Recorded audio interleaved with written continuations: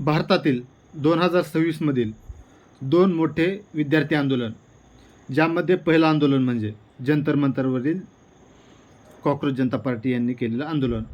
हे आंदोलन नीट पेपर फुटीच्या विरोधामध्ये केलेलं या 2026मधलं सर्वात मोठं विद्यार्थी आंदोलन. या आंदोलनाला त्यांना यशसुद्धा आलं.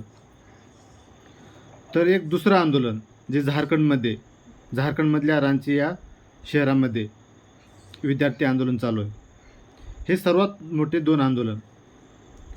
एका आंदोलनाला मीडियाने पाठिंबा दिला, ॲक्टर्स लोकांनी पाठिंबा दिला, सामाजिक कार्यकर्त्यांनी पाठिंबा दिला. ते आंदोलन म्हणजे दिल्ली येथील जंतर मंतरचं आंदोलन. भरपूर खूप मोठा प्रतिसाद भेटला त्या आंदोलनाला. विपक्षांनी सुद्धा त्यांना आंदोलनाला पाठिंबा दिला.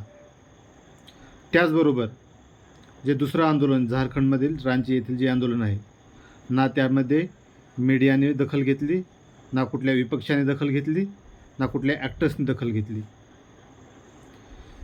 तर आज आपण या आंदोलनाविषयी बोलणार आहेत. नमस्कार, मी भिवसेन. मित्रांनो, आपण जाणताच आहे, ज्यावेळेस जंतर मंतर या ठिकाणी आंदोलन झालं तर त्या आंदोलनाला नेते मंडळीपैकी राहुल गांधींनी पाठिंबा दिला, अरविंद केजरीवाल यांनी पाठिंबा दिला, अण्णा हजारेंनी पाठिंबा दिला. अशा भरपूर नेत्यांनी त्या आंदोलनाला पाठिंबा दिला.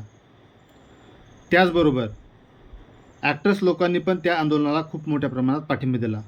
त्यामध्ये प्रकाश राज असतील, कुणाल कामरा असतील, सोनाक्षी सिन्हा किंवा स्वरा भास्कर या ॲक्टर्सनी सुद्धा जंतर मंतरवरील कॉक्रोच जनता पार्टीच्या आंदोलनाला खूप मोठा पाठिंबा दिला. त्याचबरोबर आपण जाणता की जुनैद नामक एका व्यक्तीने पूर्ण आंदोलन होईपर्यंत त्यांच्या जेवणाची व्यवस्था केली. पण ज्यावेळेस झारखंडमध्ये पेपर फुटीच्या विरोधामध्ये आंदोलन उभं केलं, ना त्या आंदोलनाला कुठल्या मीडियाने पाठिंबा दिला, ना कुठल्या चॅनलवरती त्यांनी त्या आंदोलनाची बातमी दाखवली, ना कुठल्या विपक्षी पक्षाने त्यांच्याविषयी त्यांना पाठिंबा दिल्याची अशी कुठली घोषणा केली, ना कुठल्या सेलिब्रिटींनी त्या ठिकाणी जाऊन त्या आंदोलकांची चौकशी केली. मग हा फरक कशामुळे? कारण काय? अनेक जणांचं असं म्हणणं आहे की जे दिल्लीमध्ये जे कॉक्रोच जनता पार्टीचं आंदोलन झालं, तर काहींचं म्हणणं त्या ठिकाणी असं आहे की जंतर मंतरवरती जे आंदोलन झालं त्या आंदोलनाला राजकीय पाठिंबा होता. राजकीय पाठिंबा कोणाचा? तर जे विरोधी पक्ष आहेत, तर त्या विरोधी पक्षांचा या आंदोलनाला राजकीय पाठिंबा होता. याच्या मागचं कारण काय?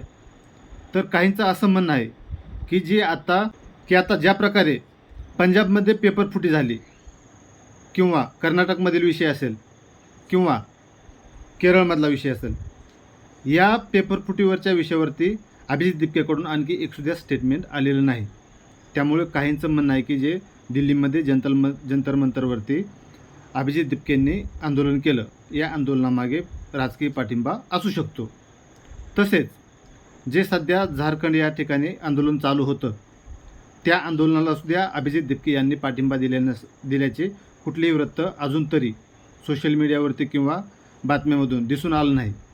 यामुळे काही लोकांचं असं म्हणणं आहे की जे दिल्ली या ठिकाणी अभिजित दिपकेंनी आंदोलन केलं, त्या आंदोलनाला राजकीय पाठिंबा होता.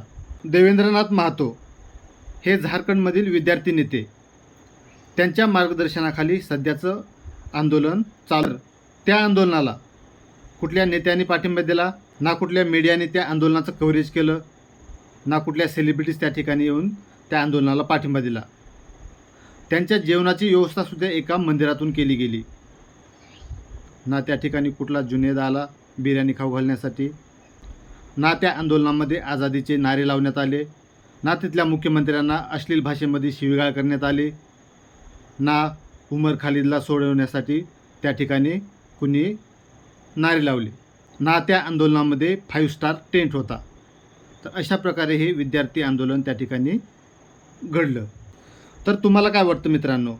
ज्या प्रकारे अभिजित दिपकेवरती विरोधक दावा ठोकतात की अभिजित दिपके मागे राजकीय पाठिंबा असल्यामुळे त्यांनी आंदोलन केलं, हा दावा तुम्हाला खरा वाटतो की चुकीचा वाटतो? हे कमेंट करून नक्की सांगा. आणि जर व्हिडिओ आवडला असेल तर लाईक, शेअर आणि कमेंट करायला विसरू नका. धन्यवाद.